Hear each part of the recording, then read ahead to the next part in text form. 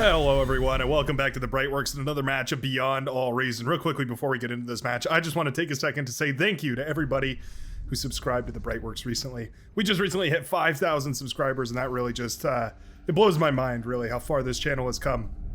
And I just want to acknowledge the love and support that you guys give me every single time as we've made the journey through here, through technical issues, hell, and all sorts of other random stuff. I just really appreciate all of you. Just wanted to take a second to say that to all of you. Now, as we get into this match, I would caution you that you may want to grab a drink or snack or maybe both, because today's match is going to be a little bit of a long one today on Coastlines Dry. So, spawning over here in the southeastern corner. And representing the blue team as an Armada commander, it's going to be Badbot. Going to be spawning in here, going for their 3 metal extractors off the get-go, going for a little bit of a mixed economy and planning to head into those bots. All the way across the map here, spawning in the middle of the red team up at this little plateau here, and representing them as an Armada commander dressed up in fire truck red, it's going to be Kurdian.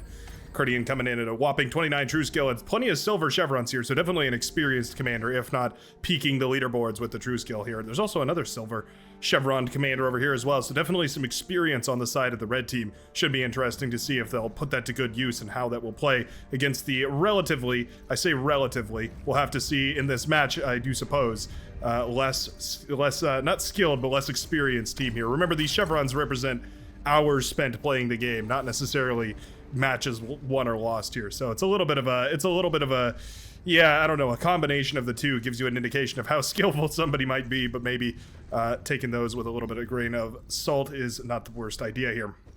Opposition to the blue player here, SS99, going to be going for some of those vehicles. Definitely going to be powerful out here in the flats of this Coastlines Dry map. It's very, very flat out here, but there's also a couple of hills and mountains, and I suspect the bots can probably walk on up and over these hills and take advantage of some of those little choke points that otherwise the vehicles are going to struggle with a little bit here. So already we do have a couple of ticks heading across the field right now. Is the music quiet? Feels like the music's a little quiet. I'm going to turn that up just a smidge. Already some ticks heading out across the field right now by Badbot. Love to see that. Something I definitely advise any Armada commander to get used to doing is sending 3 ticks across the board here. 3 is usually a good number. 2 you can get away with if you really have a refined build that you need the extra build power for, but honestly 17 metal and 340 energy is nothing in the face of a constructor or a metal extractor or something like that you're going to kill. Speaking of, we are going to get the metal extractor here. Constructor going to run for its life right now. Getting blasted apart 1% at a time. Those ticks don't do a tremendous amount of DPS, but certainly when they get us around or put their lasers together, they can certainly do some significant damage here. Oh, just barely don't get the kill on that. I bet if they had surrounded it, they might have been able to get the kill, but unfortunately not going to be the case. Oh, not going to get that Lazarus either. Both juicy targets right there, but unfortunately those ticks are going to have to retreat here as the forces from Fustora and Element here. Yeah, always throwing me for a loop with the numbers and the letters and the symbol. Very reminds me of the early Xbox days when everyone would throw an X and an underscore and a dash and all sorts of other stuff into their usernames. Can you even do that anymore? I think that's all restricted now, isn't it? Anyway, throwing me for a loop here, but it's Element and it's Fustora holding their line right here fabulously, actually. Yeah, no leakages right now. There's an incisor out as well, which is going to be great for dealing with those ticks. It's sturdy enough to not really die to them, and it's also a laser weapon, which tend to do pretty well against those fast-moving Armada early scout craft. Little rover sent across over in this direction, trying to take advantage of the cover over here to try and hide a little bit, but I think it's probably spotted right now by Helokin. Maybe not, though.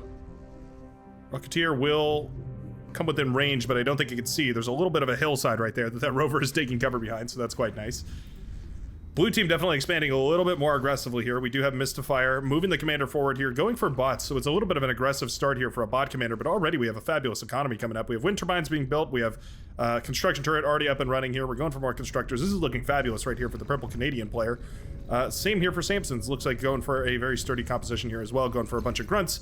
On the back of that, we do have the wind turbines coming up and home. Wind speed, decent on this map. Definitely fluctuates and could leave you hanging there if it drops down to, yeah, some of those, the lower end of that spectrum there, but certainly not bad. I'd probably go for a mixed economy on this map. I think that'd probably make the most sense and be the most efficient here. We do have Timbo going for a backline T2 lab already here. 4 minutes, we're about ready to sacrifice the commander. Unfortunately, yeah, we have a lot of T1 solar panels that have eaten up a lot of the metal right now. When we're overflowing the metal or the energy like this, it's time to start eating up those solar panels here. Would love to see Timbo start consuming those, as well as the T1 lab here.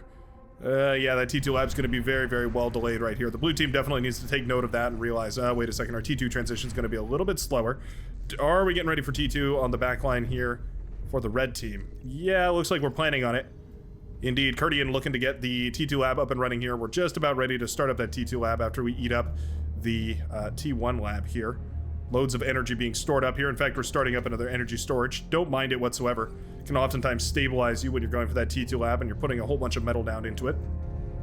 Especially on a map with wind power, specifically. It can be very, very useful to have those energy storages to keep things nice and collected here.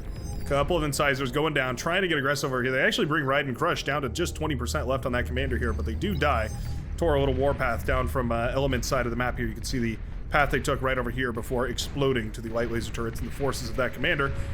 Meanwhile, a little bit of a run by over here as well. We have some purple units here from Mystifier making their way across the map. They do get a metal extractor. That's almost 300 metal of pawns, though. We're going to need a little bit more than a single metal extractor.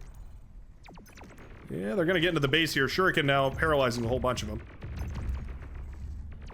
Yeah, I think with the help of those Shuriken, this will be deflected quite easily here, and those pawns will be cleaned up. Nicely done. So we just have a single metal extractor going down. Probably not worth the sacrifice that Mystifier made right there, but the Rocketeers are coming up right now. Those are going to blast down this, that LOT line that Ritz has gone for right there. Usually allows you to trade out pretty evenly here. Incisor, another one. Incisor Mark II Electric Boogaloo sent across over here. Trying its very best to blast that tick, having a pretty difficult time. Yeah. There we go. Rocketeers clean that up, no problem whatsoever. Leaks all over the place, though. Ride and Crush definitely feeling the burn right now. He's got pressure on the southern side. He's got pressure on the northern side. These pawns are definitely looking for an opportunity to break through the lines right now. There's a thug trying to clean all this up. Oh, are we going to get it? Indeed, that pawn will make it over to the metal extractor that's so inconvenient right here for the Cyan player who's going to have to go all the way up there to rebuild this, and now is surrounded by an army on both sides here. Merrick's commander is actually extremely low, 14% on that bad boy. Oh, it's a lot of LLTs over here, though. Yeah, we're pushing into a dense LLT forest over here. I don't think it's worth the trade. Those pawns are going to go down eventually to those LLTs, and I think all said and done, that was probably a pretty efficient trade right there for Merrick. Badbot's stuck in an inconvenient battle right now. These blitzes well outpace his army, or at least the majority of his army. He does have a lot of pawns over here, so that's quite nice. Gotta be so careful, though. Yeah, those blitzes, if they manage to outmaneuver you, they can definitely leave you in the dust as they tread on past at light speed here. Lightning turret up here for Hiloken as well. That can be a very sturdy way to lock down your defensive line. Incisors being sent to the front here. Kind of wasted, actually. Yeah, Element kind of throwing him forward and losing him one by one here. Definitely a metal sink that I'm not sure that commander's going to benefit from. If anything, I think Hiloken is going to be benefiting more than Element here from those incisors pushing forward right now. I just don't think that trade is all too efficient. We definitely want to be going into Wolverines, going into Pounders, maybe going into a sturdier composition that can actually handle the slow siege. Heavy laser tower coming up here for Viking Great. Not bad. Definitely going to be dangerous for those rather light rocket bots here. These are light, aren't they? It doesn't specify, but yeah, they're not medium, so I guess that classifies them as light. Gonna be up on the northern front here. A lot of rocket bots just pushing back and forth here. Blitzes might take a good engagement. Yeah, I would say that's not bad. They took down a couple of those Rocketeers without losing all too many of themselves here. I would say that was probably just about even. As soon as these bots push out into the open terrain right here, they lose all their advantages, so it's a smart move by the commanders here of the blue and the seafoam green here in order to keep them in this little choke point right here, rather than pushing them out onto the flat terrain where they're going to lose all their advantage moving through here. Yeah, these shell shockers still raining down, though. SS-999. Sorry, SS-99, rather. 99 instead of 999. Going to be pushing on the southern side here, slowly but surely grinding away those LLTs, making it uncomfortable for the commander to stay over there. Meanwhile, there's a couple of pawns breaking through. Very nice little counterattack right here by Fusto Ra. Nicely done. Going to take down some of that anti-air. In the grand scheme of things, maybe not the game-winning move, taking down that anti-air. Just a casual side effect of this little run by here, and I think taking out these metal extractors is going to be much more valuable. Indeed, 1, 2, 3, and 4 metal extractors have gone down at this point, as well as a single solar panel. One of them stays alive with just 0% HP remaining. Wind turbine's going to fall as well. Well, targeting down the laboratory. I think we probably need to just keep on moving. Yeah, I think the pawn agrees here. Keeps running by and doing damage over here. So inconvenient for the Cyan player who's slowly losing economy. Now the force, or the, a single unit pushes on over in this direction, eventually cleaned up by a LOT. That was definitely a very effective trade of pawns, though. I would definitely say they got their values out. Mystifier using the commander to sort of zone over here. units on the southern side and commander up on the northern side. Gonna find Ritz, whose commander is lurking right over this hillside here. It'd be a positive trade for Mystifier. Yeah, I think Mystifier could definitely win this battle. Ritz doesn't have the energy to fire the D-gun here, so especially if these units contribute, this could certainly be an advantage for the purple commander. Already with a tremendous advantage here as far as positional goes, moving pretty far forward and capturing a whole lot of metal extractors. Yeah, we're actually going to turn it into a T2 lab right here. I think that's absolutely the right move. Wouldn't even mind seeing all these red spots eat up some of these T1 units here, eating up the Rocketeers. Those are 120 metal apiece, so you'd only need to eat about 10 of them in order to fund the back half of a T2 lab. So that's one thing to consider when you're getting ready to transition to T2 and you're thinking about ways that you can squeeze out any little bit of metal from your army if possible. Yeah, if you don't really need your army for pushing or defending, then you can always consume it for a little bit of a juice influx here. Little pawn run by over here again. Fusto Ra, insatiable, sending more and more units across the map here. Oh, those Rocketeers taking heavy hits from the Pounders though. Heavy laser tower just about to come up, but the forces here from the orange commander, SS-99, gonna blast it down. Badbot in a whole lot of trouble now. Yeah, medium tanks definitely in an opportune position here. Beautifully done by the red team. Massive counterattack right there. Like I said, those bots got pushed out into the open plains right here, and they lost all their advantage that they had. Helokin and Badbot now in a terrible, terrible position. Pawns now running towards the base of the blue commander here, who does not have a transition on the way, so we're just looking at crude T1 production. Loads of wind turbines, but the wind speed is slowly dropping, and that means that even with these turbines coming up, energy is going to be starting to stall. This is painful. This is really painful. Oh, those wind turbines chain react. Down goes basically the entire energy economy. We do have a couple of advanced solar panels, so that's quite nice. We desperately need some units out right now, though, Badbot. Not going to happen, I suppose. All the build power is these constructors over here, which will be targeted down. Badbot drops a ping to let his team know that he's just lost all of his build power and likely to lose the rest of his base here. Down goes the constructors, and that was basically all the build power that was here. Suddenly, 7 or so pawns have managed to turn the entire southern battle into a moot point. Down goes the commander on the front lines as well, and suddenly, the blue team leader has been eliminated from this match. Yeah, we're going to need to see a couple of constructors handed over. I'm suspecting that these ones are going to die as soon as some reinforcing forces push forward here. Yep. Badbot even calls out, "I'm dead, look here." Pointing out to his team that he's lost all forces. Suddenly, these blitzes are going to come through to clean up all the very rest of it, leaving Badbot with naught to his name. Yeah, this force is leaking up from the southern side. This is definitely a tremendous push right now. So SS-99, with this tremendous advantage, can either go for T2 or can either keep pumping out T1 and pressing the point right now. With how much damage is going on right now, I don't see any reason to transition. We could definitely just pump out a whole bunch of medium tanks and send them across right now. Even the blitzes aren't a bad idea just because of how fast they are and how much damage they can do. Yeah, this destruction is multi-pronged right here. Helokin now without a main production center as well. Those medium tanks tearing apart the advanced solar panels down here. And this is GG. No, the blue team is going to need something tremendous in order to come back right now. That being said, they did manage to wipe the base over here on the northern front. They're going to keep pushing down over here from Samson's. This is a little bit of a yin-yang match. We've got the northern side crumbling here for the red team and the southern side completely crumbled for the blue. Gunships up in the air now to try and clean up some medium tanks. It'll work, but it's very slow, and I think these medium tanks are probably going to get into the base before they're cleaned up here by the gunships. Targeting down the build power, definitely a good idea here. Down it goes. T2 lab. Now nothing but a dream. Rocket Spider's going to be firing on these medium tanks that are standing still. And they will clean this up. All right, eventually the aggression on the southern side is cleaned up, but it's just in time for another wave here. Blitz is going to do tremendously against those Rocket Spiders if they can keep moving, right? Those Rocket Spiders obviously very weak against anything that can move at a high speed, and the Blitz is one such unit. Pounders here. Dismantling this entire front line. So powerful, those Pounders. Their DPS isn't insane, their range is definitely lacking in many aspects, but the fact that their impulse is so high makes it so difficult for any of the T1 units to really push into them. That being said, Lightning Turret doing phenomenally here. I guess the Lightning Turret doesn't care about the impulse, and so it will stand its ground here. Tons and tons of impulse tanks, riot tanks otherwise known as, and all of them essentially being sent to their doom right now. Helokin mounting a defense behind this last Lightning Turret over here. Very nicely done. Meanwhile, it looks like those blitzes have been cleaned up. Did those get completely cleaned up over here? I suppose they did. There's a lot of dead blitz corpses over in this pile, I suppose. Yeah, I guess Rocket Spiders did clean this up quite nicely here. All right. Good to see. Oh, beautiful. Resbots have been used to clean up all the base that was killed over here by Samson's. Mystifier and Samson now pushing forward here. Tramic full? Yeah, Tramic full. Gonna be up on the northern front, trying to help clean all this up, as well as Slinky here, now in charge of holding the lines. We do have reinforcements, T2 reinforcements being sent over as well by Kurdian, who's now sending some of those hounds up that way. I think the hounds are going to be wonderful. Gunship up north here. Oh, being so pesky.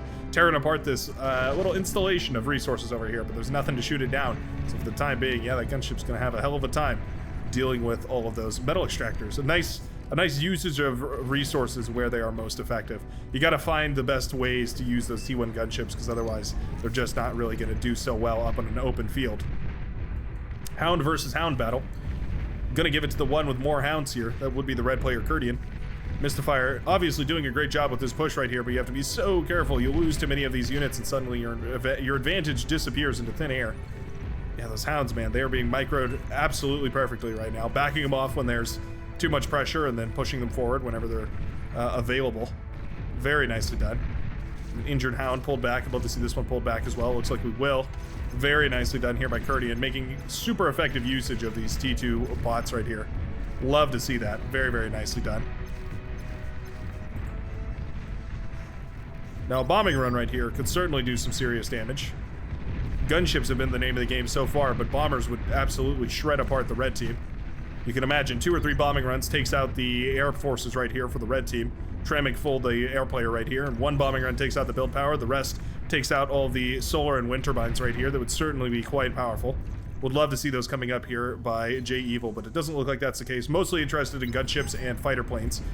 Maybe not the most efficient resource, but so far, certainly proving quite useful. Are we up to T2 yet? We are indeed. Got the T2 constructor walking around, building a whole bunch of these T2 metal extractors. We're having a little bit of an energy flux right now, but it's not so bad. The energy and metal are both being spent, which is ideally what you want at the end of the day. Not going to be too big of an issue here. Resbot's eating up all the wreckage of the southern side down here, and these commanders are still in the game, all except the blue commander, whose base is down on this southern side. Would love to see the blue players sticking in here and trying to keep fighting the good fight, as all this was cleaned up quite nicely right here, but it's certainly a little bit hard. A little bit depressing, certainly, after you've lost your entire facility. Meanwhile, we're still producing medium tanks, but we do have the T2 lab. I think we should probably switch into making some of those Jaguars. 330 metal versus 225. A little bit more expensive, but tremendously more useful here on the front lines. Would definitely think that would be a more efficient way of using the metal right now from SS99, but maybe the Orange Commander disagrees and would rather have the HP in total. Rocket Spiders doing phenomenally here. Wonderful connections, as well as I think a whole lot of friendly fire from those pounders, I think is what ideally did them in so poorly right there. Loads and loads of pounders go down. How much metal is that on the field? 1.3k between all of this right here, but it's probably about 800 or so just lying in the debris of all those pounders right there. Very nicely done. This northern side is so daunting, but there is at the very least a whole lot of these hounds. We're also building a whole bunch of pit bulls. Those can often be very dangerous to push into, especially for T1 and early T2. There are options to deal with them quite efficiently. Rocket bots come to mind. Rocket launchers as well from the vehicle bays also come to mind. Sharpshooters certainly very powerful, but at the end of the day, they're going to be pretty dangerous, especially for these hounds. Without any radar jammers, going to be very difficult for them to deal with. Only a couple of Sheldon here. We do have some anti-air though, and that's quite nice. Going to be keeping the skies clear at the very least and weakening any of the air forces that get sent over in this direction. Looks like Tramic Full does actually notice that. Nicely done here to recognize, hey, wait a second, the forces are being melted over here, and so pulls the fighters. There's also some gunships down here that necessitate a response. Some of those Valiants going to clean those gunships out of the sky right here, saving the T2 constructor. Ooh, just maybe. There we go. Yeah, just barely saving the T2 constructor there. 19% on that bad boy, as some of those T2 artillery for the orange player do begin rolling out to the front lines. Ride and Crush, definitely, yeah, falling back here. Loads of metal, loads of energy. We're getting ready to spend it all. We're trying to get some build power up and running here. Always a pain when your build power goes down. Very difficult to rebuild after that situation here. Heliokin, Hellokin, going to be rebuilding as well. We have the regular solar panels coming up. Pretty much the only option when you're starting from scratch right here and you're given a T2 constructor. Oftentimes you need a little T1 solar or wind turbines as well in order to make that work. So I'd love to see maybe some wind turbines or something like that handed over here by one of the other commanders. But at the end of the day, not going to matter too much as a bunch of these medium tanks come by to ruin Hellokin's day. Doesn't even have the energy to degun right now, so it's going to be a little bit of a trick. Yeah, we got to stop this constructor from building. There we go. We do stop it in time. Commander gets into position. Oh, no energy. Oh no. Oh, still a beautiful D-gun though. You know what? Despite not having the energy there, still managed to cobble together a perfect D-gun right there, cleaning up almost half of those tanks right there. Definitely about as good as Helican could have done. Helican definitely needs to ask for some wind turbines. I think there's probably enough up north here, especially since we're already on advanced solar panels, because somebody going for a fusion can usually hand over their wind turbines here. Yeah, for instance, Mystifier. Oftentimes, it's one way to get your teammates that have been completely obliterated back into the game. Give them a little build power, give them a little energy production, and they'll be on their way. Metal helps too, obviously, but oftentimes they have to get the infrastructure up before they can actually spend any metal that you're going to hand them, so that's usually the right way to do it. Especially if you're the air player, having a couple extra air constructors, 10 or so air constructors on hand when you get into the mid or late game, just as a way to hand over build power to people, oftentimes can be extremely, extremely useful. Oh, Spybot moving out right here. I see exactly the vision. Kurdian trying to line up the EMP right now, I think. And we've got the Mauser firing away here. We don't even need the EMP with the Mauser. They can fire away from long range. Still a lot of Sheldon, though.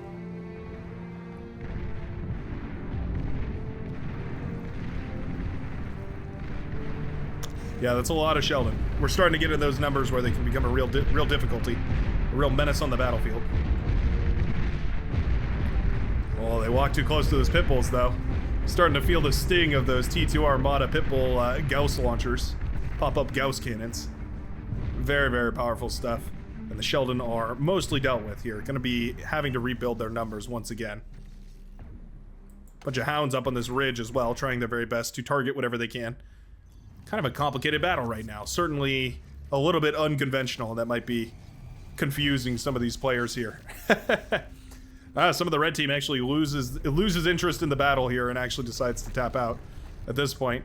Looks like Fusto Ra has inherited quite a base. We're going up to a fusion reactor. Right? We've actually got 2 fusion reactors now. Plenty of energy converters as well. We've got advanced fusion reactors, and fusion reactors, all working in tandem.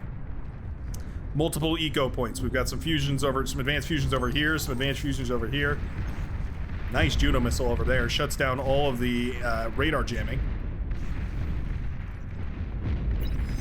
Going to be quite nice. Disrupting those jammer bots from keeping all this safe. At the very least, allowing a lot of this artillery to fire away a little bit more accurately here. Now the Spybot could get a massive EMP connection right now and save the day here.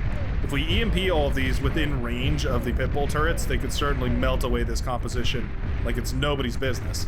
Not even going to matter though. Yeah, those Sheldon just take one step too far and that Gauss turret is going to have a field day tearing them apart over here. Arbiters are the answer, by the way. Arbiters are the right solution to this problem right here. You have 2 or 3 of these rocket bots start shelling away from the backlines over here, and eventually you're going to melt away this front line. All those pit bulls go down, and it's a waste of metal, and then eventually you have a really easy time pushing through at that point. Hound's trying to break this line as well. Those lightning turrets actually getting a really nice trade. Hound's overkilling by a whole lot over there. Certainly causing some problems. Whole bunch of these lightning tanks have been built, though. Sent across the map right now by SS-99. Oh, not enough power right here for the Cyan Commander Marek, who's now caught with a couple of sumos out, but not enough energy to fire him. Looks like eventually going to get some here, but the yeah, sumo's definitely a little bit lacking. You know what? It's probably enough, though. A couple of those lightning tanks still make it through, but I think all said and done, this was cleaned up pretty well right there. Single lightning tank makes it out of the battle here. Well, you know what? It only takes one. Oh no. Rocket spiders firing into the economy over here. Oh, you know what? Not as much collateral damage as I was expecting. I certainly thought those rocket spiders were going to blow up all these wind turbines over here. Fortunately for the Cyan Commander, he keeps a good portion of his economy alive here. Good 100 or so energy production, at least for the time being. T2 artillery mixed in with T1 artillery on this front lines. Not bad. Hound's now counterattacking and actually cleaning up a whole lot of this area. Good to see.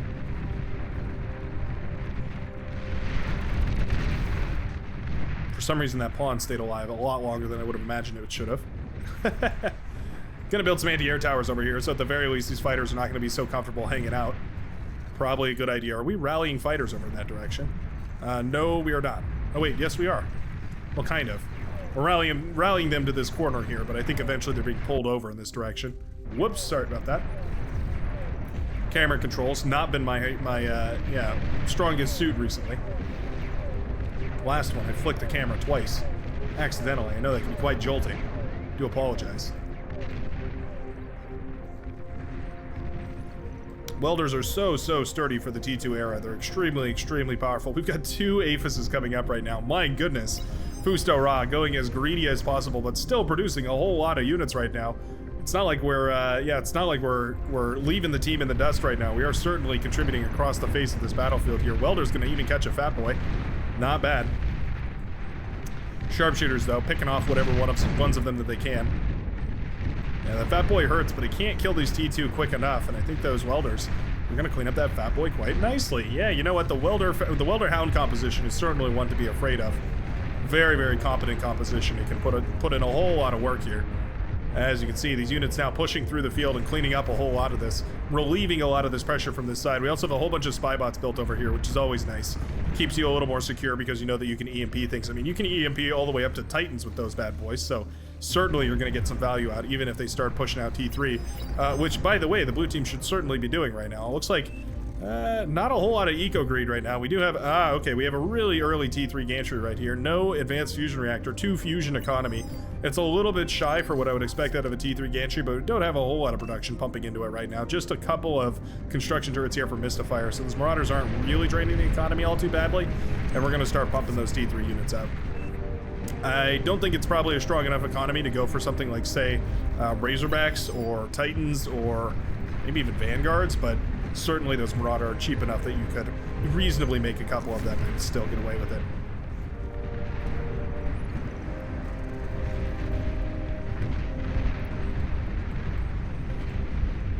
Whole lot of recluses down here. You know what? Their ability to attack from such an awkward angle here, I think it probably really swings the tide of this battle. Yeah, I like that quite a lot, actually. Rocket Spiders certainly being quite good at cleaning up a whole lot of this here. And you know what? Coming up and over this hill and then taking cover behind it, definitely a pretty potent strategy. It allows you to get some shots off, and with this many recluses, it doesn't really matter how many units the opponent has. Some of your rockets are going to land on them. There we go, firing up and over the hills right here. You know what? These recluses are melting the army right here for Element. Now, a lot of this is T1, so it's not surprising that the T2 should melt all this, but it's a really efficient trade right now for the Lavender Commander. Yeah, then you just retreat them back over this hillside. The artillery's going to have a hard time firing at it. They're going to overshoot by quite a lot, and oftentimes they're going to miss. Yeah, this is really quite nice. This is a really interesting way to play this, but I think it's probably the right way to play this.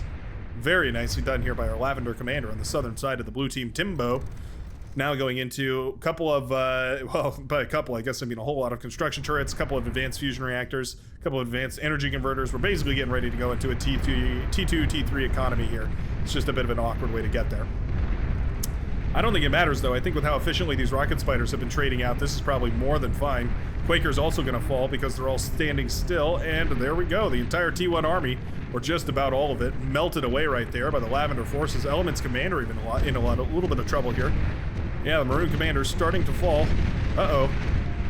31%. That cloak is keeping him alive, but as soon as it goes down, those missiles are firing away again. Bulls are on the front line. Very difficult to deal with, but certainly not the fastest unit either, so those spider bots don't have the hardest time cleaning them up. Rocket spiders over here, perfect for taking down these LLTs. Certainly an excellent option for them. They are, after all, a siege unit. Sort of their intended role here. Marauders pulled to the southern side. Marauders versus Bull is a bit of a weird matchup. If the Marauders are split and they micro themselves correctly, or are microed correctly, I should say, they can be extremely powerful. If they're not, and they're clumped, and the Bulls get a really good engagement, then the Bulls can certainly do a whole lot more work. In this case, it was the Marauders who took the advantage and ran away with it here. Now some Roughnecks even out on the field. Very cool. Those T2 gunships are quite potent, and they're very, very resistant to T1 anti-air, so you can see these T1 Thistles not really going to be able to do, too much damage to those gunships here up in the air, and indeed they snipe a couple of those LLTs over here, at the very least making it uncomfortable for the red team. This welder push has really put in some work over here. I am impressed. The welders just, I mean, it's just mass welder with some hound fire support here, but it's certainly enough. Those hounds contribute a whole lot of DPS, and certainly those welders do too. The fact that those welders can shut down basically all of this T1 extremely efficiently, though, means that this push is going to be really hard for Samson to stop here. We need to stop sending units in, I think, and build a big mass of them. A whole lot of Sheldons, a whole lot of Sumos, and a whole lot of Fiends could certainly do a decent job. Mammoth's not a bad option either, but they're so slow to hit the field compared to these welders that I just don't know if it's going to be good enough. Welders are semi-disposable. They're extremely, extremely powerful as far as their HP goes. They're very, very tanky, but they're also somewhat disposable. Certainly, oh, that's unfortunate. The D-gun from Samson accidentally connects with his own Mammoth. That's going to be a commander going down right there. The Mammoth was his last bastion of defense right here on the front lines. That really hurts. Oh, maybe not. Gets away with 3% HP. Just barely manages to survive by the skin on his teeth, but still a survival is as a survival does. Samson trying to hold the lines up there. Very nice counterattack, though. Yeah, I have to say. And there's still a huge army up here that has to be addressed. Yeah, that needs to be dealt with quite reasonably here. There's a bunch of trashers in the mix, too, so Shuriken not really going to cut it. In fact, even those T2 are not really going to cut it, as there's a couple of Manticore. They're flat cannons. Quite slow, but still powerful. Marauder going on a tear here. Uh-oh. Down go the energy converters for the hot pink player Fusto Ra. Beamer turret starting to whittle them down slowly but surely here.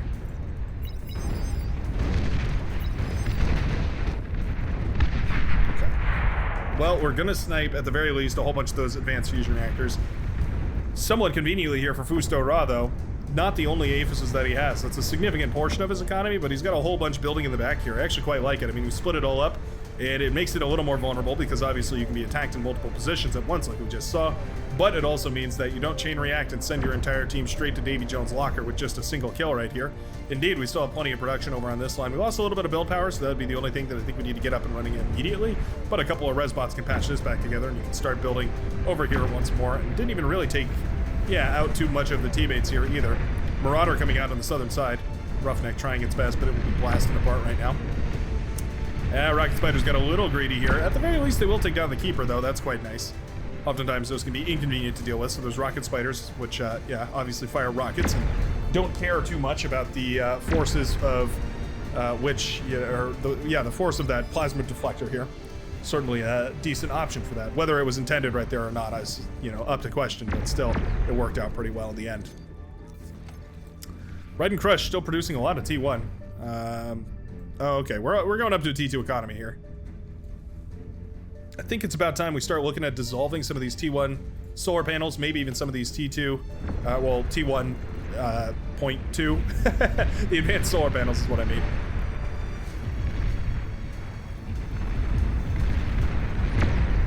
The Great Wall of Welders is built.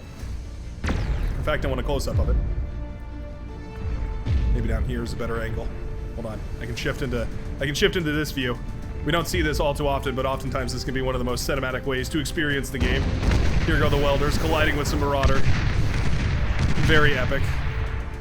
This view moves a little fast for my taste. I wish it moved just a little bit slower. I don't look through this one all too often because sometimes it can be a little disorienting, but for simpler battles like this, I think it can certainly be all right.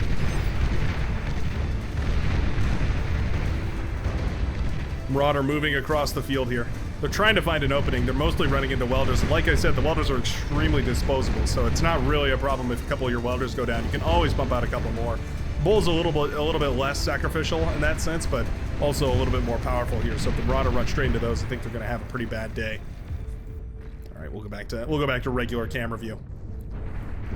Thank you for bearing with me here. Meanwhile, while I was messing around with the camera, a bunch of Marauders from SS-99 have managed to pierce through the southern side here, ignoring all defenses. Looks like an EMP bomber trying desperately to clean all this up, and indeed, those Marauder are cleaned up, but doing a whole lot of damage right now to the economy of Ride and Crush. Is going to have to rebuild all the build power as well as all of the energy converters. Very annoying to do so, and typically, it pretty much becomes all you can do for a little while is just build power. Meanwhile, more Marauder are ready. Yeah, we can certainly send these across the map right now. Marauder building on the northern front and Marauder building on the southern front. It's basically a matter of who's going to manage to find the most efficient way to get these across the map and into the enemy backline as quickly as possible here. And right now, well, with how turtled up the red team is currently, I think it's probably going to be much more difficult to get these Marauder into the red backline as it is to get them into the, for the red Marauder to get into the blue backline. There's a lot of sumos up north here. Those could cause an issue for those Marauder, but certainly down south, well, the sharpshooter would blast him away pretty badly too. Certainly much more prone to overfiring though, and I don't think that's really enough sharpshooter to stop these completely in place. A couple of Twitchers being sent out to build some of those medium mines. That's always nice. Certainly powerful for shutting down run-bys of those higher tier units. A very efficient way of shutting those down, mind you. Very, very metal efficient. Costs virtually nothing, and just a little bit of energy upkeep, but you know, can take down even some of the higher tier 3 with relatively little issue, especially those heavy landmines. The landmines are basically broken down into weight categories, so there's light, medium, and heavy, but they can roughly be thought of in terms of tech level categories, right? So T1 are going to be mostly susceptible to light mines, and then T2 mostly susceptible to medium mines, and T3 mostly susceptible to heavy mines. Now, it's not a perfect conversion because obviously medium tanks exist, and those are T1, but definitely going to struggle a whole lot more against medium landmines. So that's kind of your rule of thumb, but you know, take it with a little bit of a grain of salt here. There's certainly a cost factor to realize that as well. You're not always going to be able to afford going for super heavy mines rather than going for the you know, the lighter cousins here. Well, a couple of Razorbacks have been mixed into the composition here. I didn't even notice those, but those are actually really nice for holding this line. Basically means these grunts are useless at this point here. Those Razorbacks are just going to melt them down so quickly. The Welders kind of invalidated them anyways here, but certainly with those Razorbacks, they're going to be all but unnecessary. Certainly good for a little bit of vision, I suppose, but yeah, that's pretty much all.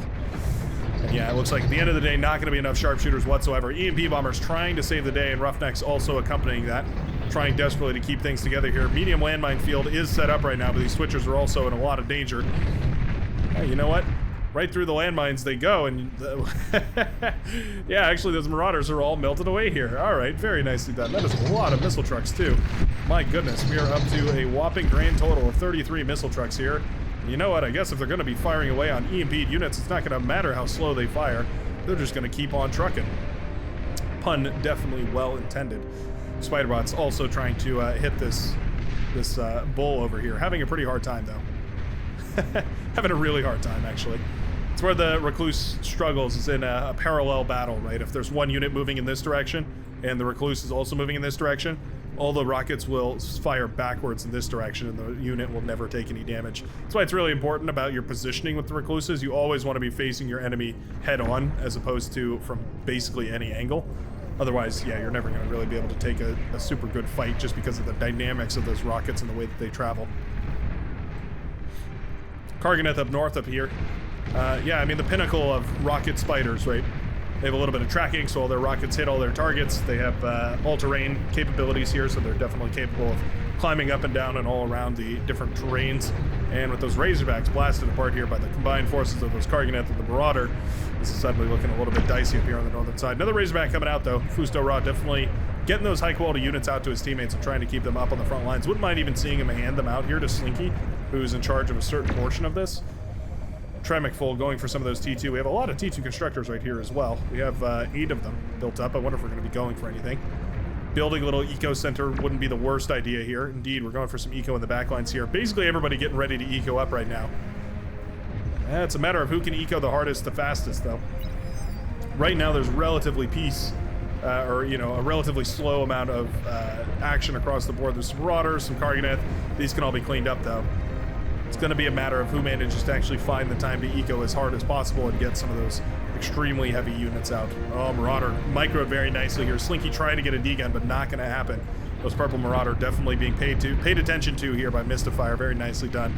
Karganeth will be blasted down here by the Razorbacks and the Bulls and the Sharpshooters and the Ticks and the LLTs and basically everything else in the Armada playbook here. These Marauder catching a Razorback, but man, those assault bots are pretty good. Battle mechs. There we go. Down go a whole bunch of those Marauder right here at the hands of the Razorback, as well as those Ticks. Ticks a fundamentally instrumental part of that composition because, of course, they allow you to get the flanking bonus, which you otherwise wouldn't. We're building a big force of Sharpshooters. Certainly a decent option. Yeah, 2 clicks from those sharpshooters and the Marauder evaporate here means you need a 2-to-1 ratio for 680 apiece for the sharpshooter versus 970 for the Marauder. It's a pretty expensive way of countering them, but of course those sharpshooter are very, very well rounded. You can use them for offense, you can use them for defense, you can use them all over the place. The only thing they don't really have is the speed that the Marauder does. Pretty much always going to be better off running away from snipers with Marauders rather than trying to push into them, unless you survive their full attack, in which case you should basically always pull the trigger. It's a very difficult thing to do, and oftentimes it's one of the things that Cortex commanders that sneak into my DMs have to say is, how on earth do I counter a sharpshooter push? And I'll tell you, it's pretty hard, but one of the best options is to send out a whole lot of grunts, send out a whole lot of expendable cheap units. The sharpshooter's going to waste their shots. And if the Armada commander is using welders in front, it's really even harder to counter. Pretty much all you can do at that point is hope that you can send enough units to waste all their shots and build up some T3 in the backline. You pretty much can't beat a full-blown sharpshooter composition without going for something extremely high-tech here. That or a spybot can always work. Spybot or a scuttle or something along that nature, cloaked and able to do a lot of big impulse. I've certainly seen some spybot compositions like this completely shut down because somebody builds a spybot or two and it manages to catch the whole thing. Hot Pink player slowly but surely making progress up here. We have Thors out on the map as well. Do we have any resbots eating things up? We have a lot of resbots and they are working on it. They're patrolling. Keeping things nice and clean over there. Cleaning up the battlefield, that is. This Thor is quite powerful, but it is about to get surrounded by a whole bunch of these T3 spider bots. Always a little uncomfortable. Thors are so resilient, but they do melt away somewhat quickly when they get surrounded by a whole lot of that proper T3. A couple of Vanguards up on the hill here as well, contributing some of that long-range, super heavy firepower. Shredding down whatever armor plating that they can off of any of these units here.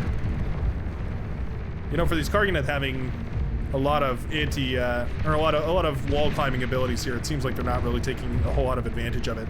The terrain of this map is certainly hindering, well, everybody, but hindering those spider bots a whole lot more than I would have assumed it should have.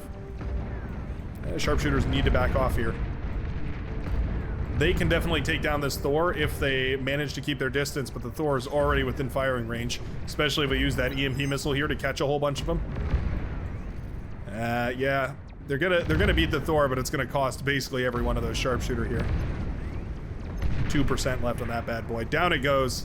But a lot of those sharpshooter are lost as well. So tricky to fight those Thors, but that's certainly one of the best options here. Not particularly fast is the Thor here, so not really a issue of outpacing it per se, but it's not like the sharpshooter is really setting any world record speeds either. Thor with its little EMP laser, good for basically nothing. It can stun some of the lighter T1 units, and it's really good if you have other EMP forces like EMP bombers or spy bots or something like that. It can keep those forces EMP'd, but it's not particularly good at paralyzing any of the other T3 units.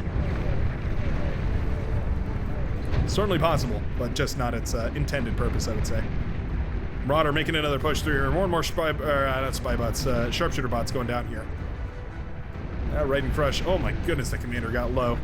We are at a whopping 16 health on the commander. Medium landmines going to chain react on each other a little bit here. Ooh, it's messy, but it works. And you know what? An expended minefield is a good minefield. If you manage to trade out a minefield for a couple of Marauder, you're probably going to have a pretty good day here. Sharpshooter walking to their death. There we go. We're going to micro that one back and it will be saved here. Building up a bunch of sharpshooter is usually the way you want to do it. Mystifier with some killer D-guns up north here, by the way. I just saw it at the corner of my eye, taking down a couple of those Razorbacks that were pushing a little too close to home base here. Very, very nicely done by the Purple Commander. I just wanted to say, if you build up a whole bunch of those sharpshooter, they're a lot harder to deal with, so oftentimes that's what I recommend. Building up 10 or 20 or 30 of those in your main base while you're sending out other forces, hounds or not Razorbacks, hounds or welders or other stuff, and then occasionally adding in a Razorback or two. Sorry, not a Razorback. I'm looking at a Razorback, that's why I keep saying that. Adding in a sharpshooter or two. A couple of ticks here. Blasting down the Vanguards, actually. That's quite funny. Those are some hero ticks right now. Doing the very most.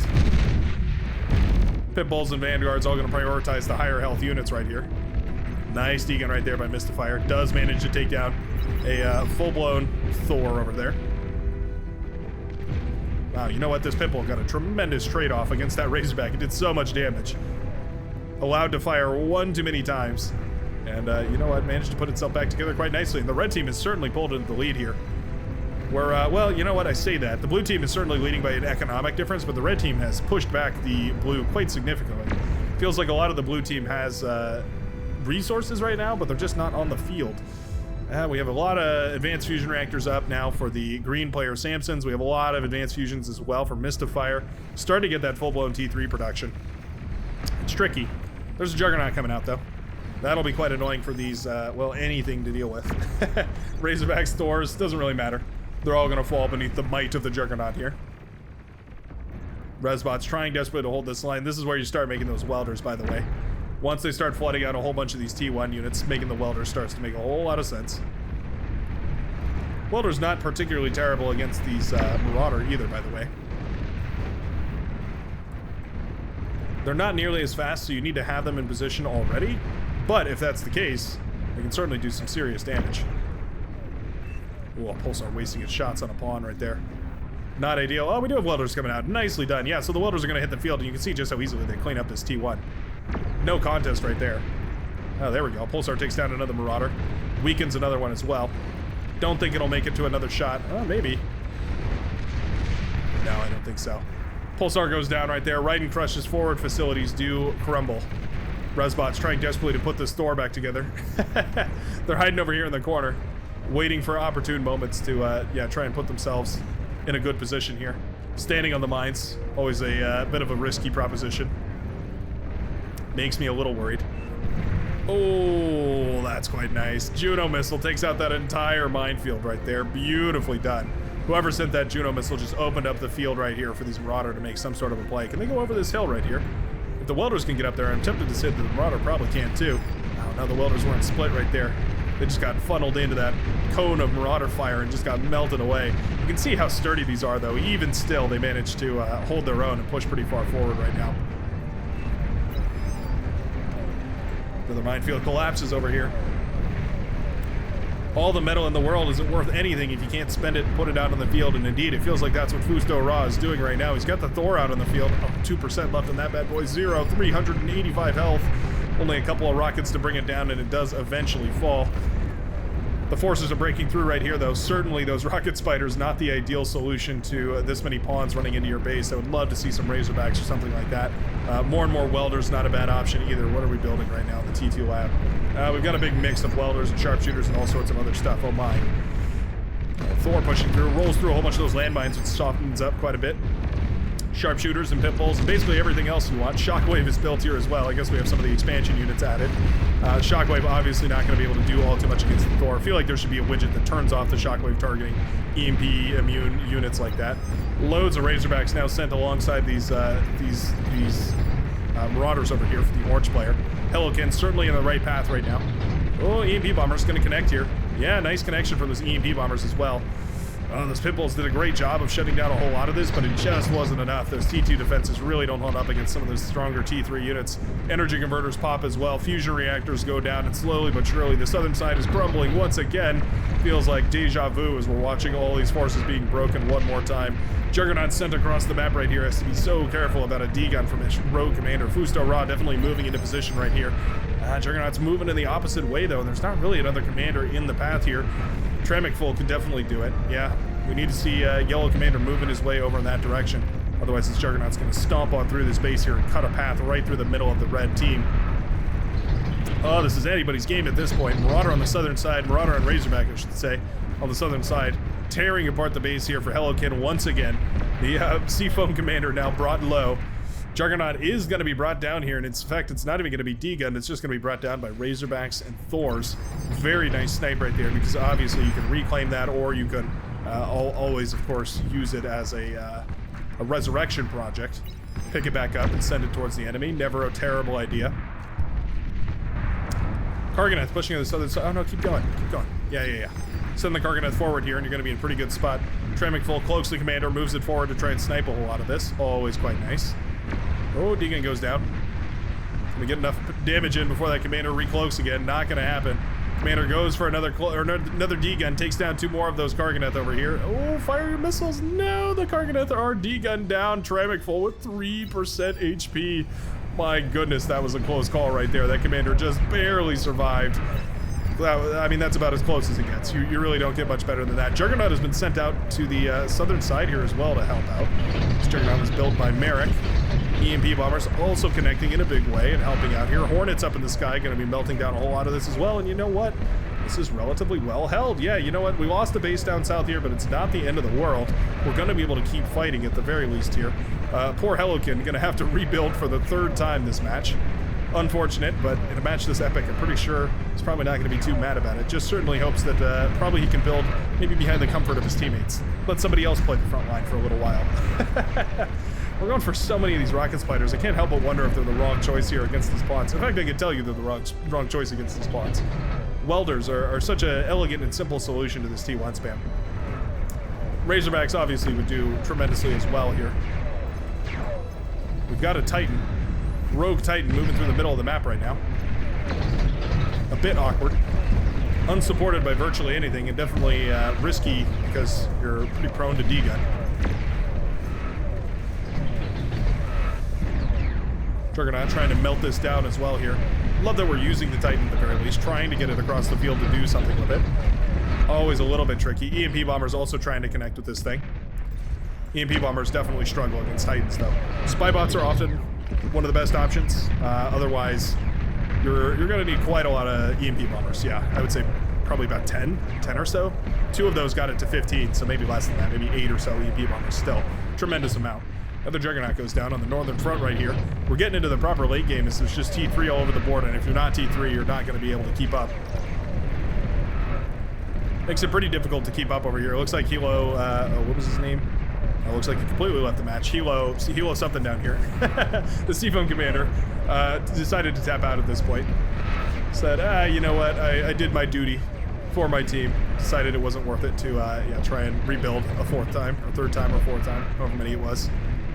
They probably lost count just as many as I have. Juggernaut pushing forward right here, obviously unbothered by this, pawn stream over here. Pretty much a waste of resources at this point here from SS99. I would love to see this turned off and go into full-blown T3 production.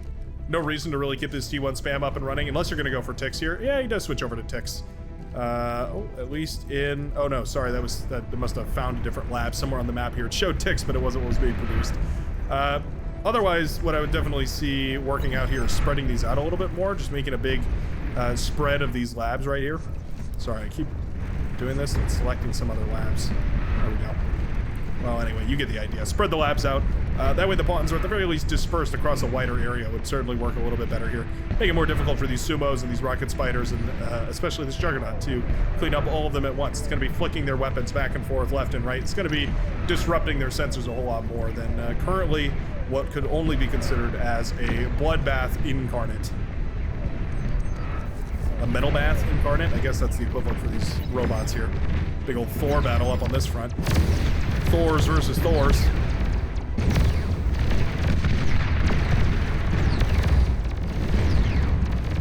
Titan moving forward very confidently. Being blasted down pretty quickly. Just as quickly as confidence would allow. Down it goes. Rosebot's trying to pick up any of this that they can. And doing a decent job of it, I will say. Yeah, you know what? With these Resbots on the field, this is actually a positive trade right here for the Purple Commander.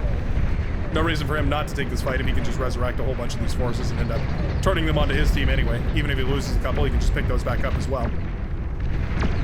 I actually like that fight a whole lot more now that I realized that the Resbots weren't in play there. Self-destruct on a Juggernaut down here is what left this massive crater, by the way. SS99.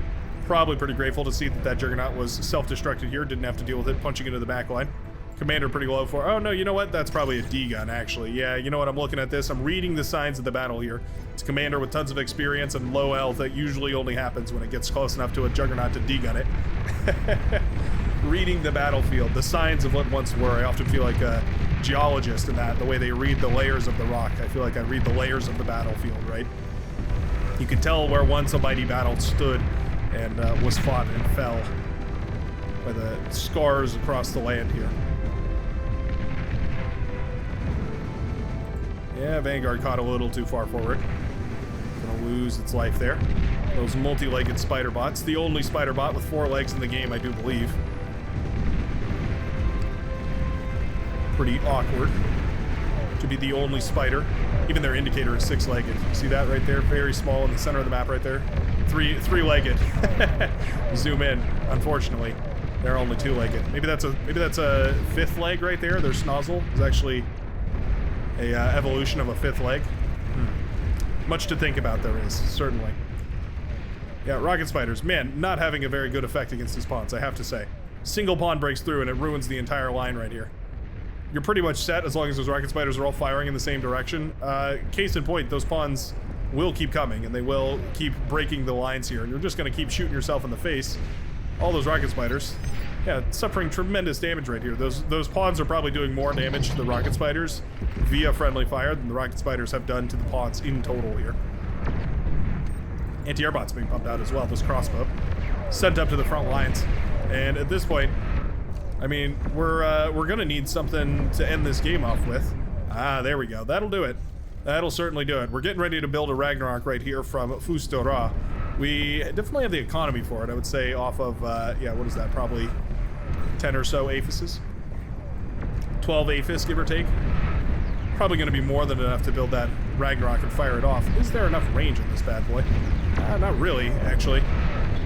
You take out one of these bases, and the chain reaction would certainly do a bit of damage over here to the green commander, the lime green commander. Probably take out, yeah, I guess we can take out the base of Merrick over here just barely as well. That'd probably be enough to open up the front lines. Certainly would shut down a tremendous amount of production right here for the purple player. But the purple army is tremendous as well, and with these Thors out on the field, it's going to be pretty difficult to stop. Being said, this is an impressive T3 army over here as well. Yeah. Weber's included in the mix to eat up the wreckages of the fallen comrades as well. Sneaky Juggernaut, by the way, moving in on the northern front. Not sure how this snuck by, but I suppose it's, you know, painted green, because you ever seen a green orc?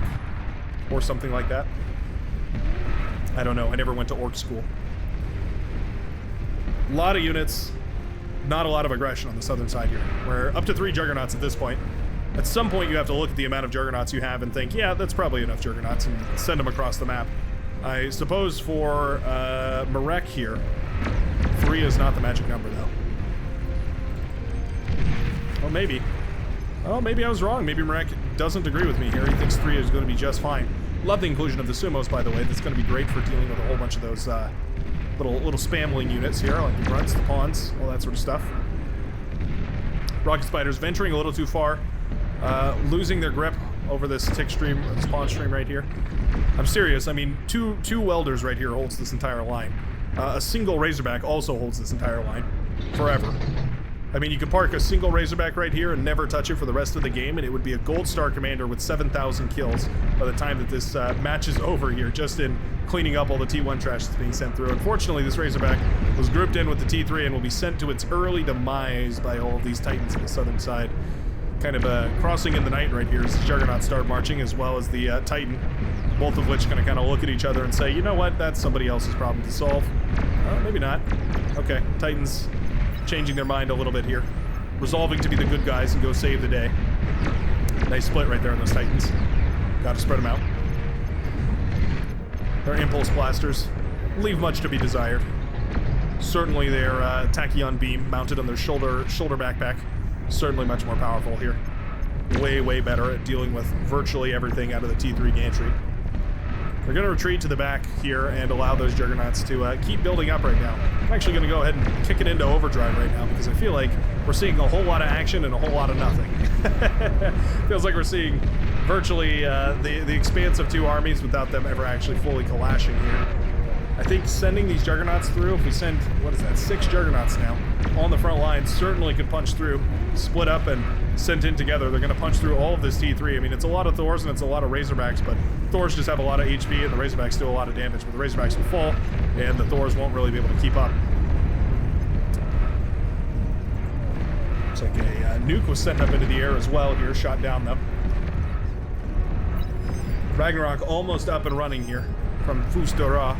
Built pretty far back, but the Thors are finally sent forward here. We'll clip it back into 1x speed so we can watch these Thors in glorious detail as they carve their way through the map here.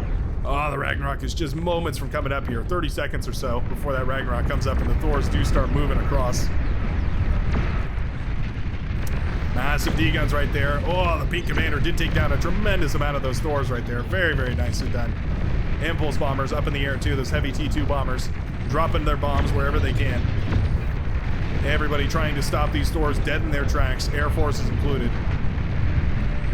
They are going to spy the Ragnarok up on this hill though. It should hopefully kick the blue team into overdrive, realizing right now, wait a second, we desperately need to, there's that nuke up in the air by the way, we desperately need to take that thing down. Just about to finish. Yeah, it's never a comfortable sight to see a wall cannon finishing up on your enemy side of the map right here. Yeah, that Thor's gonna fall as well. Razorback's also having a lot of issue, and now the Thors are in place here to deal with the remainder of this. If this force had all happened simultaneously, maybe it would have been a little bit more successful. Maybe if that commander here for the Hot Pink player hadn't been in position as well as it was, would have been a little bit less successful. Oh, Ragnarok firing across the map though, directly into the base right here. It knows exactly what it's targeting. Gonna pop the base. Oh, the entire thing goes down right there for Mystifier. All of the Aphises pop. All the production goes down, as well as all the production for Samson here. Juggernaut's now in the main base though. Yeah, Tramicful manages to de-gun down one of them, but three more of them are building on the others, or are pushing through rather, on the other side of this. Yellow Commander trying to catch up with them. Juggernauts are pretty quick when compared to Commanders, I suppose. Oh, this is a close match right here. Thor's blasting down these Juggernauts right here. Oh my goodness, the Juggernaut explosion. Trebekful manages to de-gun down the other two Juggernauts right there. They hesitated for just a second and it let the Yellow Commander get an absolutely massive de-gun on all those, cleaning up all of this carnage across the map here. Looks like the base over here, by the way, has been popped here for Merrick, and that's going to be the Ragnarok closing out this game, I do believe. Yeah, suddenly we take down the T3 gantry, we take down all the production over here. Where are we firing now? I guess we're firing into the back line over on this side here. This thing's just been set to fire at will, I suppose, so it's just firing wherever it chooses. Not the end of the world, certainly. Thor's blasting away swaths of units over here. Very satisfying. Using it defensively now to blast down some of these heavy-hitting enemy units. Juggernaut, the target of the cannon at the moment. Not a bad idea, certainly. Ragnarok's obviously capable of defending themselves as much as aggressing across the map here. That is a huge hit to the production right now, though. The purple player and the green player both sent into a desperate all-in. All the red team really has to do right here is hold, and if they can, this is going to be a staggeringly one-sided match now. Blue team still with so much energy and metal in the bank right now. Where is all this energy and metal coming from? I guess it's the reclaim? Yeah, there's a lot of resbots out in the field, I suppose. A lot of them putting in a lot of work right now. Juggernaut goes down to the Ragnarok, firing away.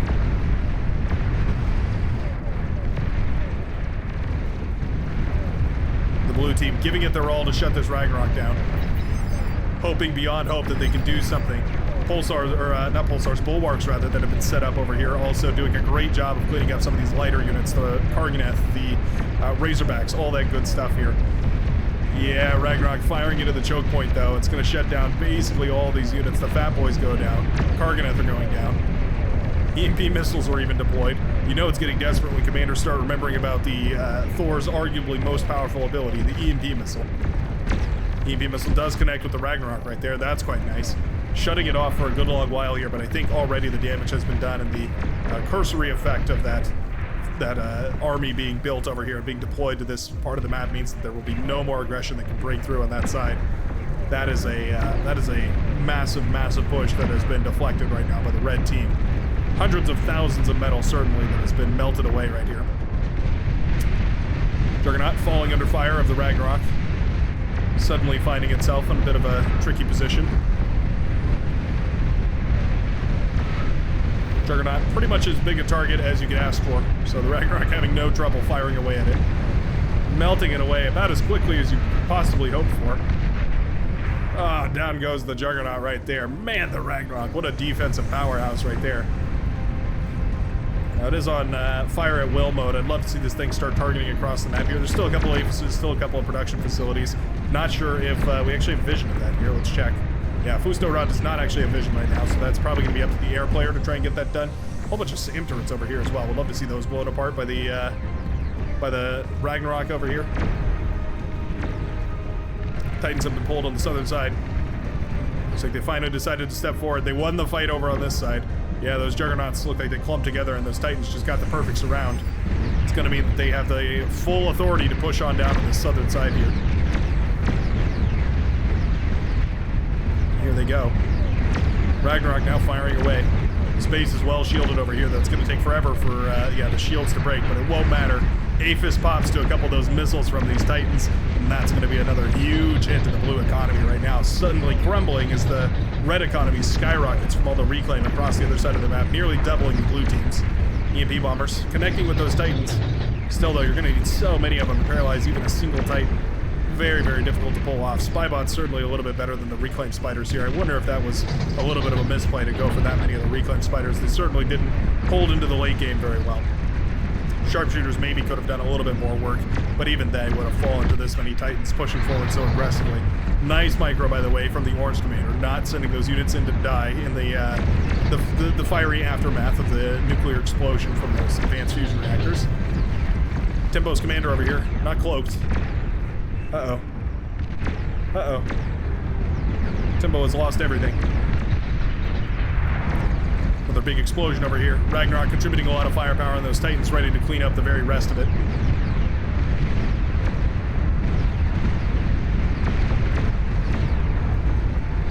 Okay, these Titans are suddenly stopping. Not sure why, particularly. I guess it won't matter. There's already Thors in the backline over here. More than happy to blast down this base. Massive chain reaction right there. Takes out all the energy converters here for Samson's, and I think those advanced fusion reactors are going to be next here. One or two more shots from that Thor, and down goes the lime green commander. Very, very nicely done. So SAM turrets will be the target of the Ragnarok now. Love to see that. Means we can finally get some air forces across the map over in that direction.